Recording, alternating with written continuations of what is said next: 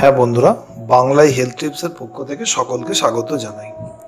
আমাদের কাছে অনেকে জানতে চেয়েছেন আমরা আমাদের যৌনাঙ্গ কিভাবে সঠিকভাবে পরিষ্কার করতে পারি। এই বিষয়ে আমরা সঠিক আলোচনা করছি, আপনারা মন দিয়ে পুরো বিষয়টি শুনবেন। আমাদের বিশেষভাবে বক্তব্য হচ্ছে আমরা যৌনাঙ্গটাকে পরিষ্কার করার জন্য কোনো রকম বাজারে অধিক প্রচলিত বা বিজ্ঞাপন ব্যাপিত যে সমস্ত সাবানগুলো বাজারে চলছে সেই সমস্ত সচরাচর ব্যবহৃত সাবান দিয়ে আমরা আমাদের যৌনাঙ্গ বা এই সেন্সিটিভ জায়গাগুলোকে পরিষ্কার না করাটাই বুদ্ধিমানের কাজ। তার কারণ হচ্ছে এই সমস্ত সাবানগুলো অধিকাংশ ক্ষেত্রে ক্ষার জাতীয় হয়। সেক্ষেত্রে আমরা কি করব, আমরা সাধারণত বাড়িতে ব্যবহৃত যে ঠান্ডা জল, সেই ঠান্ডা জল দিয়ে আমরা আমাদের যৌনাঙ্গ বা গোপনাঙ্গকে পরিষ্কার করতে পারি। যদি মনে হয় আমরা ঈষদুষ্ণ গরম জল এক্ষেত্রে ব্যবহার করা যেতে পারে, এবং ঈষদুষ্ণ গরম জলের সঙ্গে আরও সব ভালো হয় যদি আমরা আমাদের খাবার যে নুন অর্থাৎ সোডিয়াম দেওয়া যে নুনটা থাকে সেই নুনটা জলের সঙ্গে মিশিয়ে নিলে আমাদের যৌনাঙ্গ বা গোপনাঙ্গ পরিষ্কারের ক্ষেত্রে আমরা সুফল পেতে পারি। যৌনাঙ্গ বা গোপনাঙ্গ পরিষ্কার করা ছাড়াও এই যৌনাঙ্গ বা গোপনাঙ্গের বেশ কিছু সেন্সিটিভ জায়গা রয়েছে, যেমন মূত্রছিদ্র, বায়ুছিদ্র, যোনিপথ, যোনিদ্বার। এই সমস্ত জায়গাগুলোতে আমরা কোনোভাবে ক্ষার জাতীয় সাবানের সঙ্গে স্পর্শ করাবো না। কিন্তু এই জায়গাগুলো বাদ দিয়ে অর্থাৎ গোপনাঙ্গের আশপাশের যে জায়গাগুলো, সেই জায়গাগুলোকে আমরা হালকা সাবান দিয়ে পরিষ্কার করতে পারি।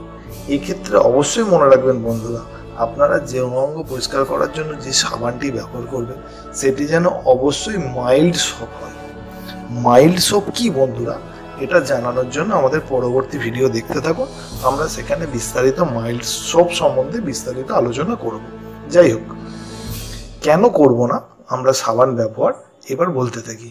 আমাদের এই সমস্ত সেন্সিটিভ জায়গাগুলোতে হালকা একটি মিউকাসের আস্তরণ থাকে। আমরা নিয়মিত এখানে যদি ক্ষারধর্মী সাবান ব্যবহার করতে থাকি তাহলে এই মিউকাসের আস্তরণটির ওপর একটি প্রভাব পড়ে অর্থাৎ এফেক্ট হয়। এই এফেক্ট পড়লে মিউকাসের যে অংশটা নষ্ট হয়ে যায় এবং ওই জায়গাটা শুষ্ক বা ড্রাই হয়ে গিয়ে রক্তক্ষরণ হতে পারে। এছাড়াও এই সমস্ত সেন্সিটিভ জায়গা যেমন মূত্রছিদ্র, বায়ুছিদ্র, যোনিদ্বার, যোনিপথ, এই সমস্ত অংশে যে বিভিন্ন ব্যাকটেরিয়া বা ছত্রাকের ভারসাম্য থাকে, সাবান সেই ভারসাম্যকে বিঘ্নিত করে, নষ্ট করে দেয়। তার ফলে আমাদের বিভিন্ন মারাত্মক রোগ যেমন ভ্যালেনাইটিস ইত্যাদি রোগের সঞ্চার হতে থাকে। তাই বন্ধুরা, তোমরা সহজেই বুঝতে পারলে যে আমাদের গোপনাঙ্গের সেন্সিটিভ জায়গাগুলোকে আমরা কিন্তু কখনোই সাবানের সংস্পর্শে আনবো না। আমরা ঠান্ডা জল বা নুন মিশ্রিত ঈষদুষ্ণ গরম জলের মাধ্যমে ভালো করে তুলো দিয়ে পরিষ্কার করে নেব। কিন্তু আশপাশের জায়গাগুলোতে আমরা মাইল্ড সোপ ব্যবহার করে পরিষ্কার করতেই পারি। আর মাইল্ড সোপ সম্বন্ধে সঠিক জানতে অবশ্যই আমাদের পরবর্তী ভিডিওটি দেখতে থাকুন। আর আমাদের ভিডিও যদি আপনাদের ভালো লাগে তাহলে অবশ্যই লাইক, শেয়ার এবং কমেন্ট করুন। আর যদি আমাদের ভিডিও সম্বন্ধে আপনাদের কিছু মতামত থাকে তাহলে আমাদের কমেন্ট বক্সে সম্পূর্ণ বিনা খরচায় লিখে পাঠাতে পারেন।